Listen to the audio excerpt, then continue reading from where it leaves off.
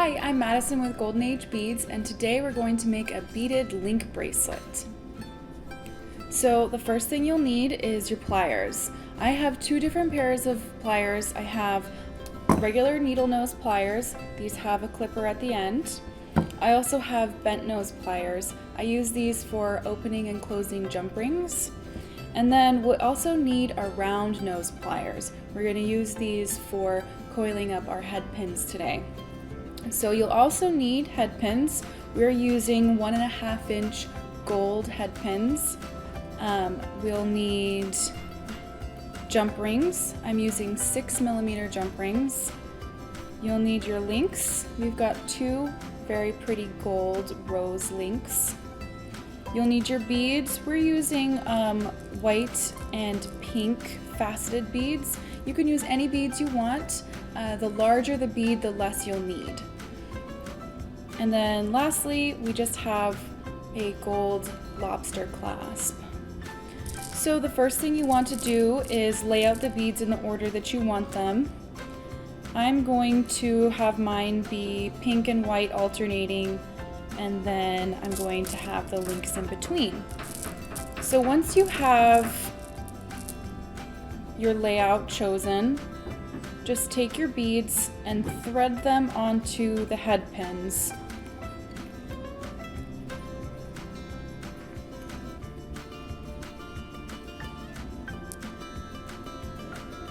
If you're making this bracelet for yourself, you could measure it out to the length of your wrist, or if you're making it as a gift, 7 to 8 inches is typically the good wrist size, and you can always leave extra chain at the back to accommodate a larger or a smaller wrist. So once you have your beads threaded onto the pins, you're going to take your pliers and you're going to bend the pin at a 90-degree angle to the bead. So the top part of that pin should be perpendicular to the bottom. Go ahead and do that for all of your beads. Just bend that over.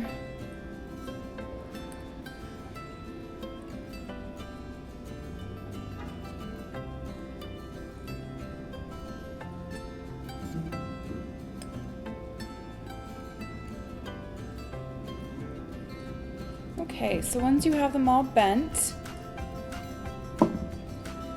take and make sure you know how much extra pin you have there. You only need about 1/2 inch. So we're using 1.5 inch head pins and 10mm beads. So I'm just going to take my clippers and I'm going to clip the pin down just a little bit so I have 1/2 inch on top of that bead. Then you're going to take your round nose pliers. I have very narrow round nose pliers. If you have larger ones, make sure that you're using about the middle of a larger pair of round nose pliers. Mine are very narrow, so I'm going to use it at the very bottom of my pliers.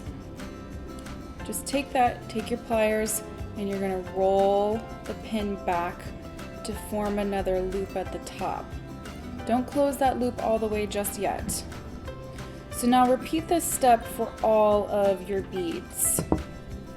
Just clip off a little bit of each pin and then roll it back to form a second loop, but don't close it all the way.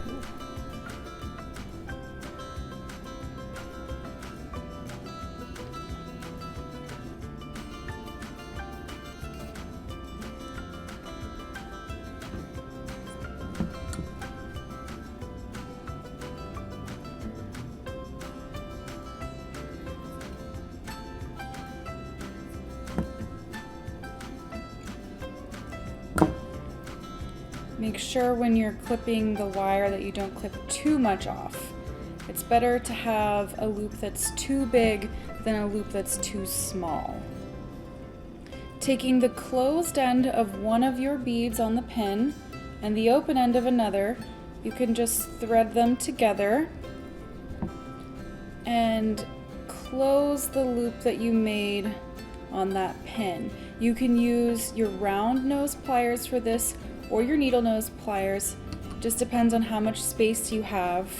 just make sure that the metal on both sides is touching so that your pin is closed and it can't slip out. Now take one of your jump rings. To open a jump ring, I like to use both of my pliers, and I hold on both ends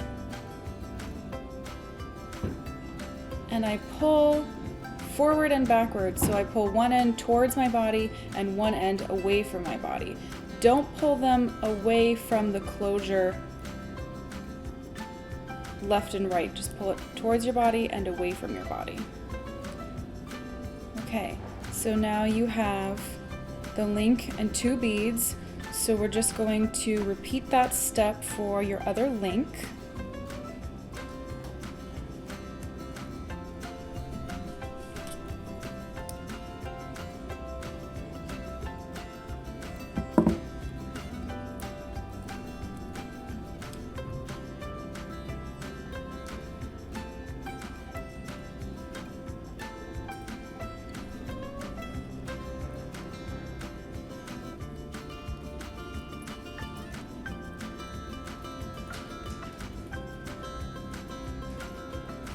Okay, so now depending on how many beads you have, you'll fill in the rest of your bracelet with the rest of your beads.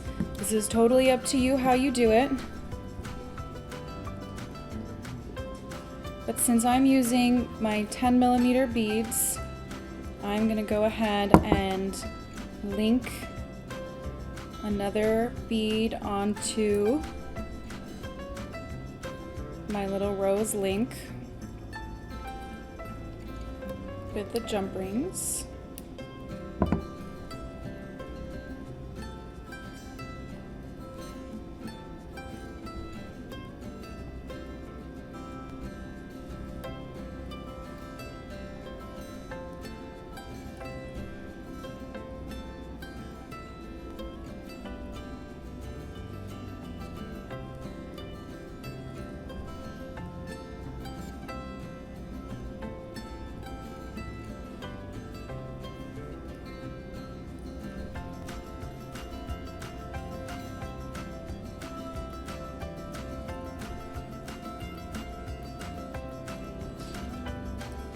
Okay, so it's starting to come together into a bracelet now. You should just have a chain of beads so far. To finish it off, we're gonna take our clasp. Now this clasp already has a jump ring attached to the bottom, so we're just going to open up that jump ring the same way. Pull one end towards your body and the other end away from your body. And we're going to attach that to one of our closed loops on our beads. And then we're going to take one of our other jump rings, open it up the same way, and we're going to attach it to the other end of our bracelet. Now again, this lobster clasp already has its own linking jump ring, so we're going to attach it to that and then go ahead and close our final jump ring. Now go back through your bracelet and make sure all your loops are closed so that they can't open up while the bracelet's being worn. And then there you go. You have a very beautiful, delicate, beaded linked bracelet.